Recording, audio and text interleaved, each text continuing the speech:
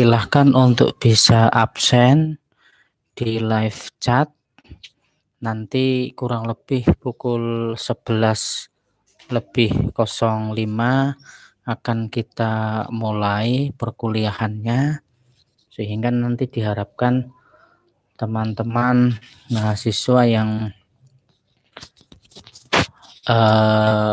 belum bergabung segera gabung, karena jam 11:05 kita sudah mulai live-nya.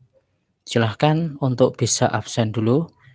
Ini ada sekitar 4 mahasiswa yang sudah mulai bergabung.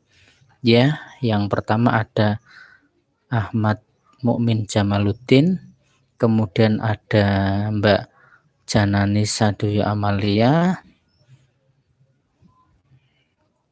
Maka yang belum gabung untuk segera gabung, karena sebentar lagi perkuliahan akan segera kita mulai sekitar jam 11:03.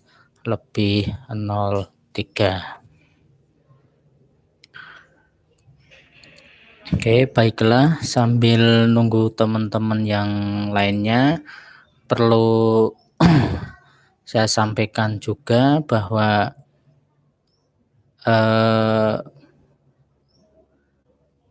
beberapa hari ini saya sudah memberikan tugas kepada teman-teman mahasiswa, terutama tugas yang modul kedua atau setelah Lebaran.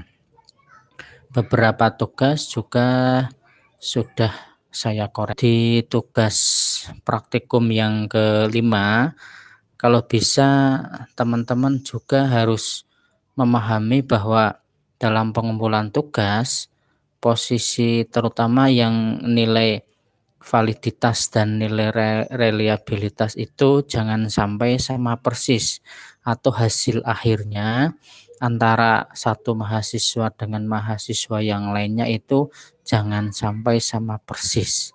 Karena kemarin beberapa yang sudah saya koreksi nilainya sama persis itu tidak saya nilai. Jadi mohon yang masih artinya hasilnya sama persis, misalkan mahasiswa A sama dengan mahasiswa B, mahasiswa C, baik itu datanya maupun hasilnya sama persis, itu kalau bisa, mumpung ini masih ada waktu, pengumpulan kan paling lambat kalau tidak salah jam 12. Mumpung ada waktu, silahkan untuk bisa dirubah nanti setelah praktikum selesai, sehingga nanti teman-teman mahasiswa juga nilainya tidak kosong. Karena kalau ada 5 mahasiswa yang sama persis, maka nilainya juga akan kosong. Itu yang perlu diperhatikan dari teman-teman mahasiswa.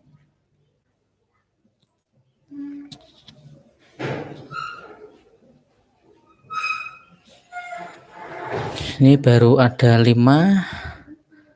1, 2, 3, 4, baru 4 ini. Oh, tambah 1, 5. Ahmad Mukmin, Jananisa, kemudian Mas Wahid, Mbak Mahasti, dan Indira Risma.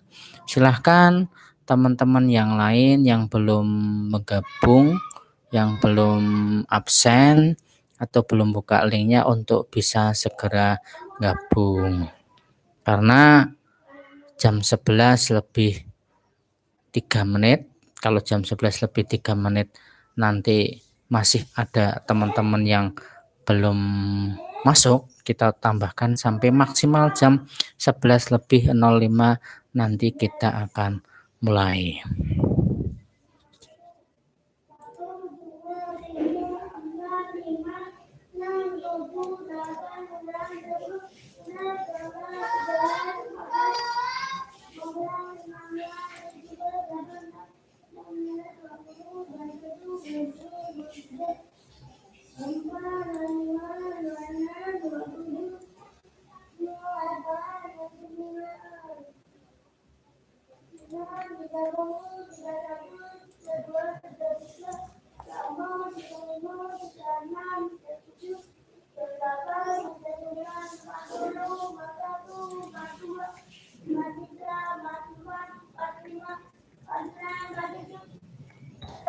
ini ada tambahan lagi tadi, Mbak Nadia Rizkiana sudah masuk, kemudian ada Mas Ivan Zamorano, kemudian tambah lagi Mbak Elia.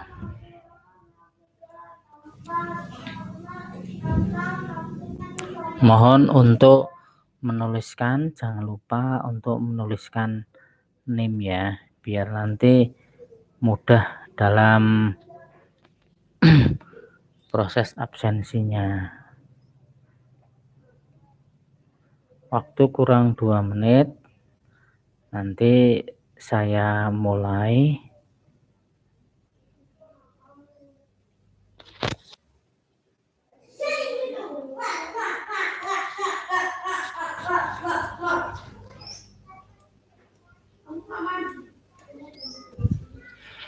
Mbak Elia.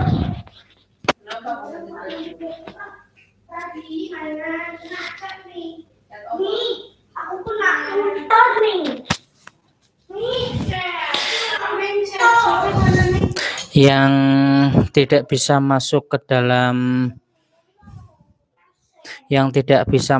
dalam YouTube nanti bisa melihat hasil streamingnya, kemudian dibuktikan Anda melihat hasil streamingnya apa tidak, gitu ya. Nanti kan akan saya rekam hasil streamingnya, kemudian nanti Anda lihat di situ, baru nanti absen. Jadi mohon maaf untuk yang belum bisa masuk ke YouTube, jangan diabsenkan dulu. Nanti biarkan setelah selesai perkuliahan, nanti biasanya saya upload, kemudian biarkan teman-teman yang belum absen untuk bisa melihat sampai selesai, kemudian baru membuktikan bahwa kalau yang bersangkutan itu sudah melihat hasil dari streaming tadi atau hasil rekaman yang sudah saya rekam di pertemuan pada hari ini, gitu. Kemudian ini selanjutnya ada Mas Habib Maulana, ini sudah kelihatan absen 23. Ayo, kurang 1 menit lagi ini yang belum, mohon untuk bisa segera untuk absen atau segera untuk masuk. Ini baru yang terdaftar di tempat saya itu baru sekitar ada 8, yang kelihatan baru ada 8. Kemarin itu ada beberapa mahasiswa yang WA ke saya katanya tidak bisa masuk ke link ini. Kemudian saya suruh untuk update yang YouTube-nya. Barangkali versi YouTube-nya itu kan perlu diupdate. Makanya diupdate dulu. Setelah diupdate baru nanti bisa melihat ke link saya.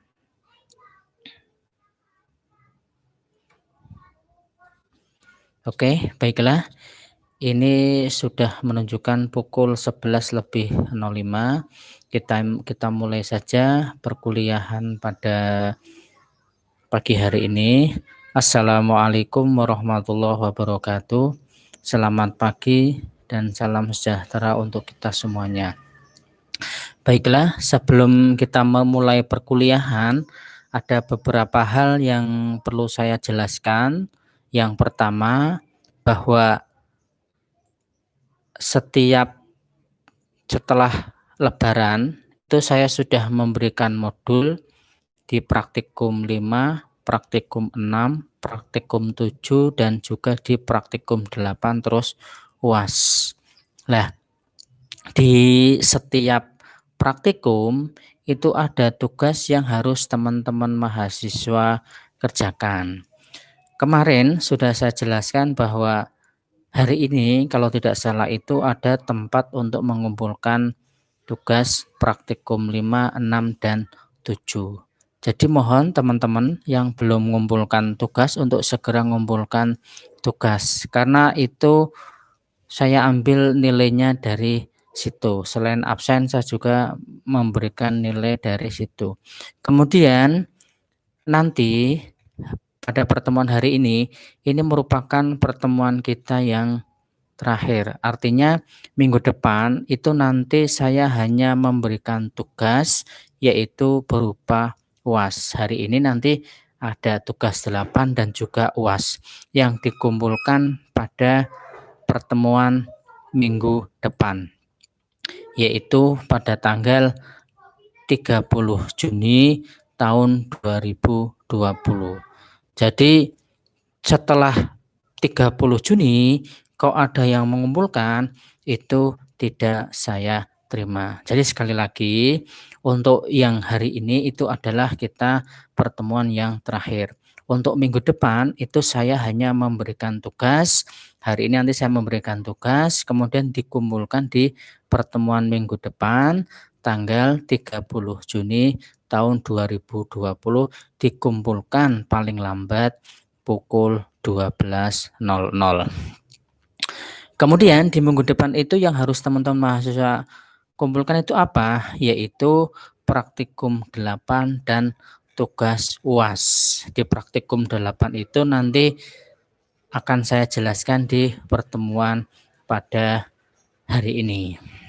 Baiklah, untuk menyingkat waktu, saya akan sedikit menjelaskan di praktikum 8.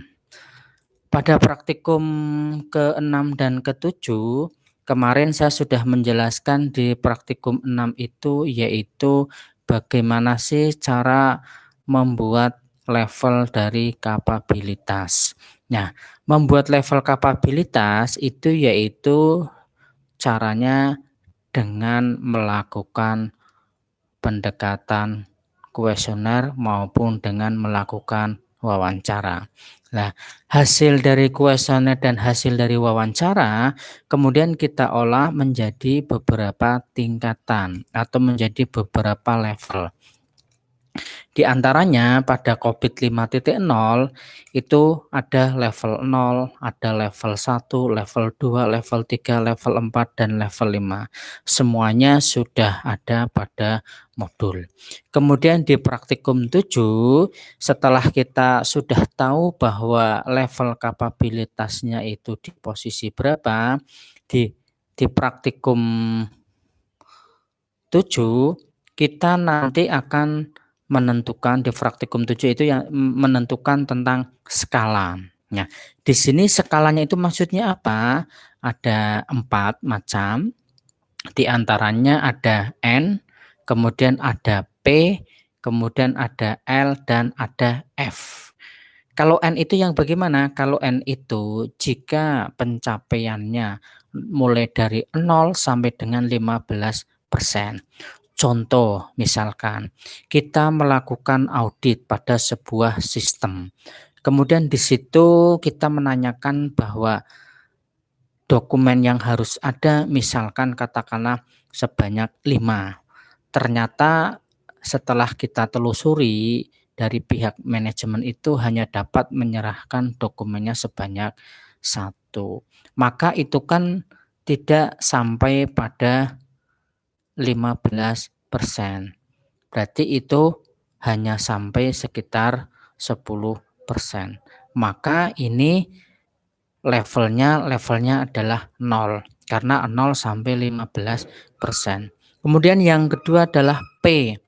P itu jika level pencapaian dokumen yang tersedia itu antara 15% sampai dengan 50%. Itu levelnya adalah P.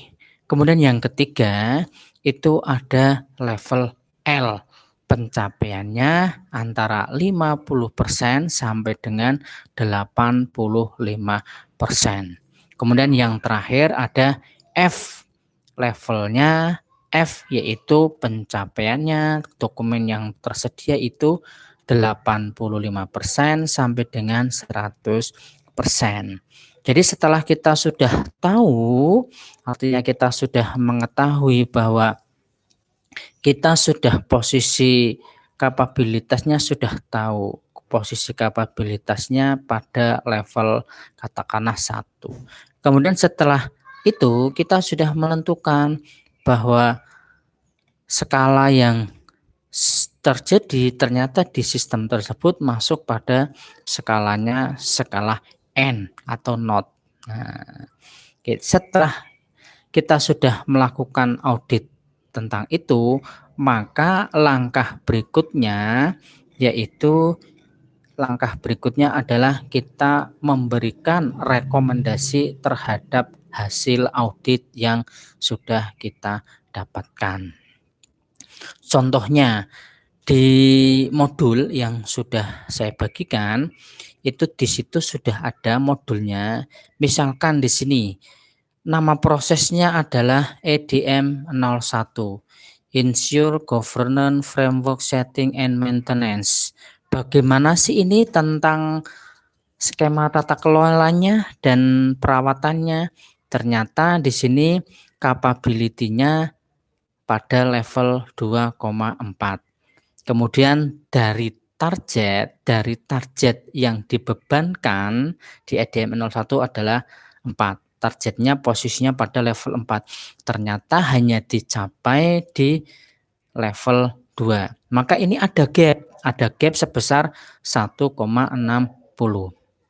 Nah, dari hasil ini kemudian rekomendasinya perlu dilakukan penyusunan kerangka kerja. Tadi kan pada posisi EDM 01 itu dia berkaitan tentang setting framework, ensure governance framework setting. Maka perlu dilakukan penyusunan kerangka kerja untuk proses layanan tata kelola TI yang komprehensif dan terintegrasi dengan baik. Mengapa perlu dilakukan penyusunan? Karena di sini dari target yang dibebankan 4, ternyata target yang terjadi di lapangan itu levelnya adalah level 2. Maka ini perlu dilakukan suatu penyusunan kerangka kerja yang lebih bagus.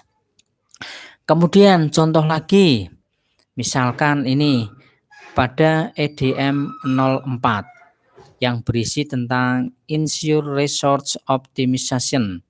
Nah, di sini kan berkaitan tentang resource optimization atau sumber daya yang dibutuhkan.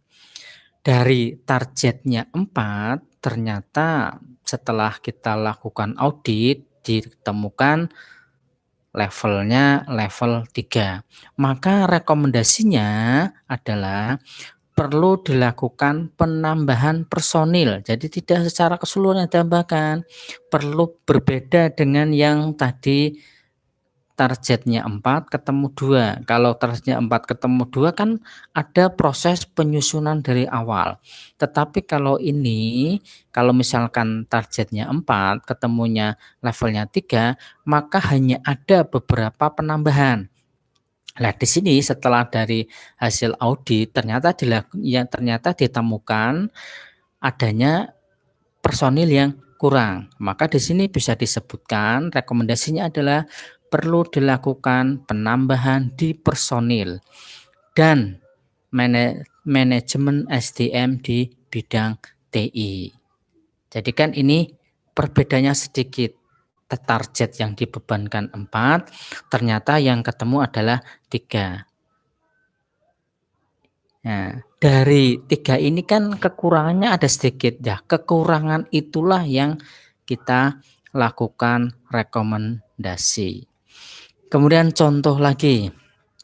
Misalkan pada posisi DSS 02, Manage Service Request and Incident. Dia itu mengelola tentang service, permintaan service dan perbaikan atau insiden. Nah, ternyata dari target yang dibebankan 3, targetnya itu level 3, ketemunya di posisi level 0. Tidak mengelola sama sekali. Sistem tersebut tidak mengelola sama sekali terhadap manajemen service dan insiden. Rekomendasinya bagaimana? Perlu dilakukan penambahan user untuk mengelola permintaan user dan mengelola perbaikan. Jadi di situ perlu ada tambahan untuk apa? Untuk mengelola. Kalau tadi kan penambahan personil saja, tidak dilakukan untuk mengelola. Kalau di sini perlu dilakukan penambahan personil dan juga perlu dilakukan pengelolaan secara menyeluruh. Nah, itu tadi adalah contoh-contoh rekomendasi rekomendasi setelah kita melakukan audit. Jangan lupa setelah kita lakukan audit, hal yang harus kita lakukan itu yaitu hasil dari audit. Salah satu hasilnya bisa dalam bentuk chart, spider chart yang pada pertemuan sebelumnya sudah kita lakukan. Kemudian yang terakhir yaitu dengan menuliskan rekomendasi dari auditor. Rekomendasinya kita lihat dari mana? Ya dari yang sudah kita lakukan. Misalkan berdasarkan level capability-nya atau berdasarkan skala juga bisa. Tadi kan skala ada N, ada F, kemudian ada L, kemudian ada P. Nah, itu juga kita bisa melakukan rekomendasi berdasarkan hasil-hasil yang sudah kita lakukan. Baiklah, mungkin itu saja yang perlu saya sampaikan. Mudah-mudahan bisa bermanfaat buat teman-teman semuanya, dan jangan lupa saya ingatkan sekali lagi bahwa di latihan praktikum 8 ini juga ada beberapa soal yang harus teman-teman lakukan. Tugas di latihan praktikum 8 itu yaitu mencoba melakukan atau latihan membuat rekomendasi dari hasil praktikum 6 dan praktikum 7. Dari hasil praktikum 6 dan praktikum 7, kemudian teman-teman bisa melakukan rekomendasi. Kira-kira apa sih rekomendasi yang harus dilakukan di praktikum 6 dan praktikum 7? Tadi clue-nya sudah saya sampaikan.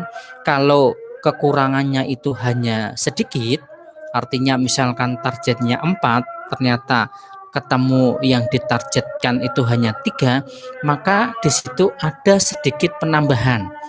Tapi kalau misalkan targetnya katakanlah 4, ketemunya 2, maka di situ ada proses perubahan, proses melakukan perubahan.